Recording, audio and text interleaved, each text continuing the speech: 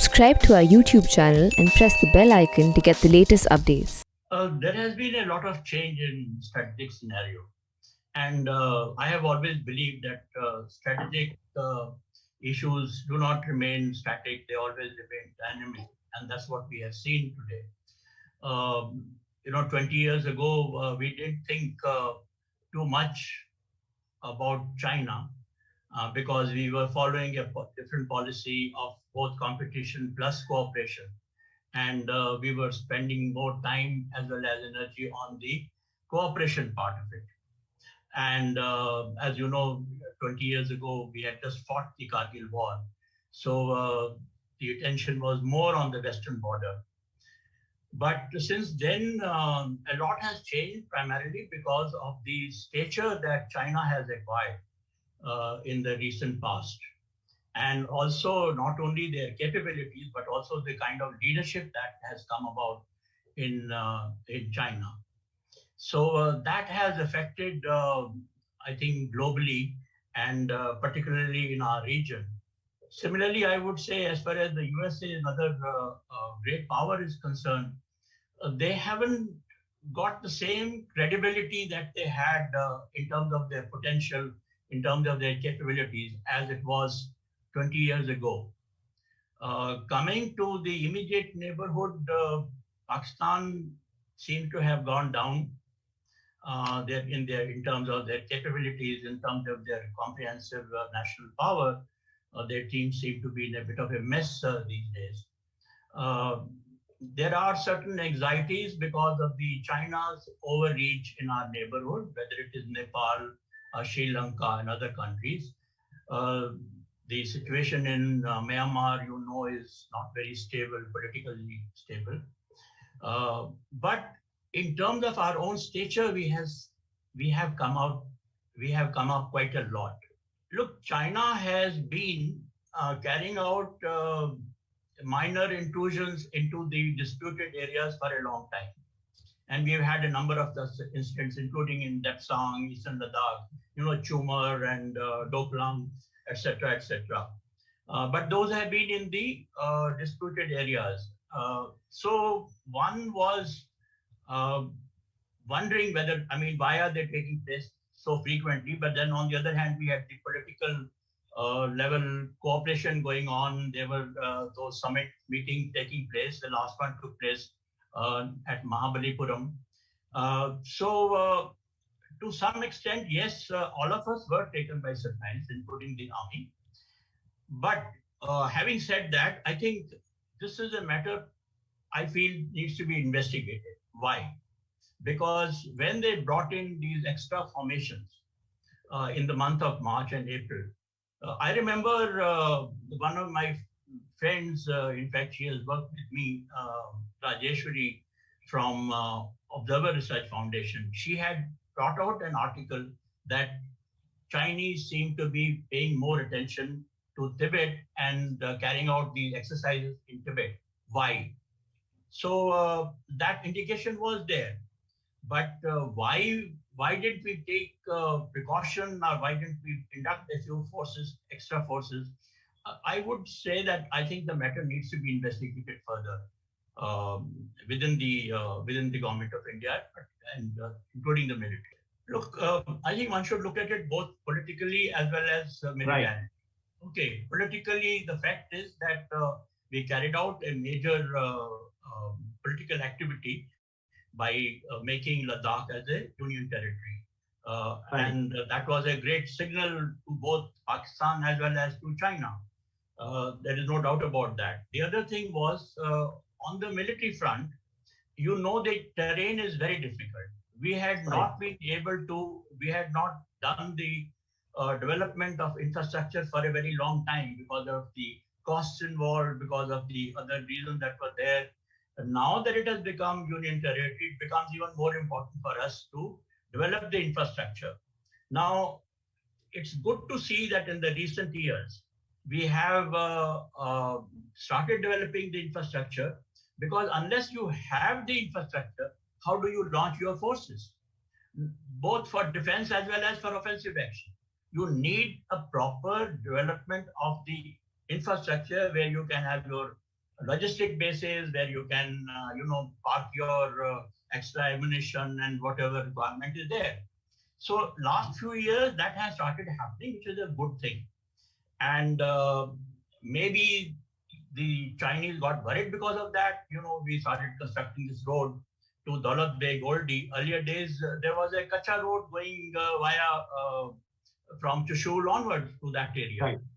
And we had great difficulty in looking after Depsang and Hot Spring and Galwan sector, etc. So this Pakistan-China thing is, there is a collusive threat exactly around that Depsang, Daulat Beg Oldie area, because that is, as a crow flies, just a few miles from Karakoram Pass, maybe 15 miles or 10 miles. Yes, you are right. And therefore, that is where the junction takes place between Pakistan, China, and India, Karakoram Pass, in that area at the moment, the way line of actual control is. But that collusion has always been there between China and Pakistan. Right. And the more Pakistan goes down, the collusion activity, it increases. Pakistan is becoming more and more dependent on the Chinese, not only for its military equipment, but also economically and diplomatically, it is becoming more dependent on that. So having said that, what kind of threat? That is what probably your question is hinting at. I would say that there is a threat in being on both fronts, China as well as Pakistan. And that collusion can manifest in passing of information, intelligence, passing of military equipment wherever it is required, all at diplomatic and political level, of course. But I do not feel yet, looking at the kind of terrain and looking at the kind of relationship is there, that China will send its forces to Pakistan, or Pakistan will send its forces to China. So physical movement of troops is less likely, but these other types of engagement that I have mentioned, those are definitely more possible today than they were, say, 15, 20 years ago. Well, it's a large area which has got the capacity where you can have not only the infantry but even the mechanized forces fighting with each other. So it's a large this thing. And as I was telling you, that till recently we didn't have adequate capacity to defend that area also, because there was no road, and Daulat Beg Oldie was an old airfield which was lying disused for a very long time. And it's only some vehicles during the summer, they used to be either airdropped or sent along the road from Trishul side. But it was a very long away from our main defenses, etc. Now it has gained more importance because one is our resolve that we do not wish to give away any of our territory. And secondly, we are able to now induct our armored forces, mechanized forces, along with the other infantry, artillery, etc. So I would say it is important. It's your territory. Daulat Beg Oldie is an important area. So is Karakoram Pass. We have the compulsion to defend it.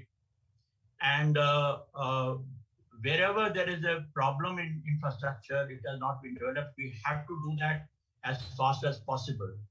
At the moment, as things stand, I would say that the Chinese do have advantage on their side because they are much closer, their bases are much closer, and they are able to, in fact, I would say even today, they are stopping us from patrolling in some of our areas along the line of actual control.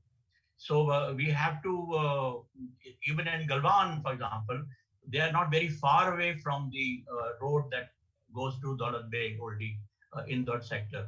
So it's a sensitive area, and we have to look into that aspect as early as possible with greater strength and resolve. I'm happy about that we have, I don't believe that both countries want escalation of whatever has taken place, and both countries definitely do not want to go to war. So from that point of view, it is a good development that has taken place. But as I mentioned right in the beginning, there is hardly any trust level left today. So we have to start looking at everything in a very, I would say, suspiciously, and monitor everything that is taking place from both sides. So today the problem is trust. Now we have to see that whatever has happened in the area of Trishul and Pangangso North and South, can we carry this to the other areas like Depsang and Galwan or Chumar in that area, Demchok area? So we have to wait and watch. So at the moment, I would say that I'm cautiously optimistic that things may happen. But in the meantime, we have to remain alert. We cannot afford to let our guard down. As I was saying, our first step should be to delineate the line of actual control. When we talk of our forces being pulled back on both sides, whether it is China, it has to be from a particular line. At least we have got that line with our border with Pakistan. Here we don't have that. We have these different perceptions of the line of actual control. So my first take would be that let's try and delineate between India and China. That will definitely improve the chances of peace and tranquility along the line of actual control. If that doesn't happen, then we will continue to have suspicion with each other, and the trust level, of course, will take a long time to be built, where it can only happen at the political level, depending on what policy is followed by Xi Jinping and the CMC on the other side, and similarly on our side. While the endeavor should be to develop peace and tranquility, but for some years to come, I would say it is not really possible. I'll take China again. The fact is that after the face-off, we have revised our policy, that of competition and cooperation. Today, there is much greater emphasis on the competition part, and so we are prepared. It's not only at the military level, but even on the economic level. Today, we are trying to be protective as far as our trade with China is concerned. Similarly, at the strategic level, we have taken other actions like the Quad and having strategic cooperation with other like-minded countries, whether it is in the Indo-Pacific area or Southeast Asia and South Asia. So that has taken place. It's a major change, a revision of our policy. The other thing that I have noticed with the present Prime Minister and the setup is that today we are not taking things lying down. Even if we are surprised, whether it was Uri or it was Pulwama, or earlier than that, we had something on the eastern border, we are now we are sending a message that, look, we will take action against you. Uri was followed by the, surgical strikes. Pulwama was followed by Balakot action, which was a very strong message that was sent. So there is, and similarly, what has happened now in Eastern Ladakh, I think we've been able to send a very strong message to China that please don't take us granted. We are not prepared to accept any encroachment, even of disputed areas. So there is a change that has taken place in the last 5-6 years. People feel that we should be able to spend 3% of the GDP. Okay, let me tell you that today China is spending, I think, about 3.75 times more than what we are spending on defense. That right. Is the kind of expenditure that they are. So even I think the Defense Committee, Consultative Committee in the Parliament, they have also said 3%. And also what I noticed is that the armed forces are demanding more. Ministry of Defense is demanding more money that is being given, with the usual assurance that you see in the Parliament that, well, security is an important issue. If they require it, we will give it to them. But year after year, the same type of situation that takes place. We need more money. if not 3%, but gradually we should build it up to be able to make up our deficiencies. The other part we must remember is that today the modernization is a continuous effort. You can't wait for something to happen and then you start modernizing your armed force. It's a continuous process. So all along, you must have adequate money. Let me put it today that I think we are spending almost about 70% today revenue on our revenue and only about 30% on the capital budget. Right. Or maybe even a little less than that. Good countries who are planning for this thing, they would generally spend only about 50% or 60% on the revenue and the remainder on the capital side to keep on modernizing the armed forces. Now, there we are lagging behind and we need to catch up on that. Look, firstly, I must say that warfare has changed from the time I was army chief. Today, it's a much wider domain that we are talking of. We are talking of cyber war, we are talking of space war, and we are talking of information war. So today, when we look at our requirements and preparation, so we have to look at it comprehensively. It's not just land warfare or air and sea, but we have to look into all the other elements also. So that also requires extra money, etc. The other theater part is, look, I think all over the world today, you have the system of unified command at the top level, whether it is CDS or Chairman Joint Chiefs of Staff system that we have got. And that is the way to fight today. It is also economically to fight in that manner. The three different armed forces, they have to work together. They have to gel with each other at the top level when it comes to military strategy is concerned. That is absolutely essential. There is no doubt about it. Now, having said that, we haven't got the CDS now, Chief of Defense Staff, but his responsibilities at the moment are quite different than what they are. Now, what are we looking at? We are looking at how will it develop, whether it comes to theaters. Again, bringing about theaters is not so difficult. You look at geographical contiguous areas and you say, okay, northern border will be probably under an army commander and the sea borders will be under a naval commander and things of this nature. But the problem, Shekhar, is going to be the chain of command. Who reports to whom? Please don't forget.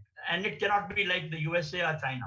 In USA, the Chairman Joint Chiefs of Staff, he advises the president. For theaters is not so difficult. You look at geographical contiguous areas and you say, okay, northern border will be probably under an army commander and the sea borders will be under a naval commander and things of this nature. But the problem, Shekhar, is going to be the chain of command.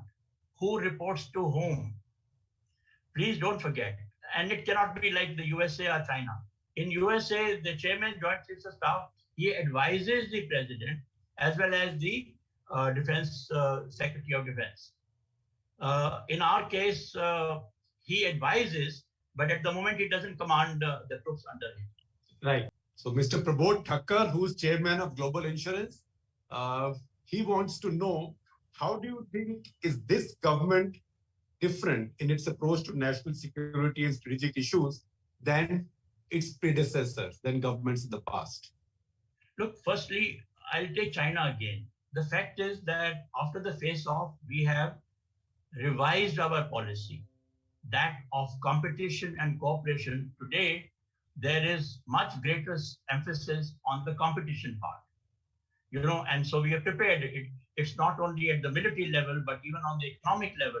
Today, we are trying to be protective as far as our trade with China is concerned. Similarly, at the strategic level, we have taken other actions like the Quad and having strategic cooperation with other like-minded countries, whether it is in the Indo-Pacific area or Southeast Asia and South Asia. So that has taken place. It's a major change, a revision of our policy. So Colonel R.K. Dangan from Amit University, do you think Pakistan's softening its stand on India. In fact, he's asked my question. How do you assess and what meaning do you read in this sudden thaw on the LOC between India and Pakistan? Firstly, I welcome that. And I think it's a great relief as far as our troops, as well as the civilian population, particularly civilian population, on both sides of the border and line of control. So one would welcome the way these incidents were, increasing year after year, and it was giving no respite at all to the people who are living along the line of control. So that way it is welcome. But again, one has to be cautious, because unless Pakistan changes its policy of cross-border terrorism, this ceasefire, somewhere or the other, sometime or the other, will get broken. But sir, is it today possible to militarily achieve our objectives, either recovering Aksai Chin or recovering Pakistan-occupied Kashmir? No, because it's not just a question of that the kind of weapons, equipment, and the military forces that they require. The time frame in which these things can be done will be such that the international opinion will come down hard on us, particularly because all three nations are today nuclear equipped. So keeping in view the nuclear capability that all three nations have got, and to be able to say that we will recapture those areas in today's condition, I'm saying it again, with the kind of situation that we are in today, I don't think it is possible. We can keep claiming it. We can continue with that claim. One doesn't know what will happen after 50 years or 60 years. But you're asking me this question today in my lifetime. It's a no-go from political as well as political, diplomatic, and military.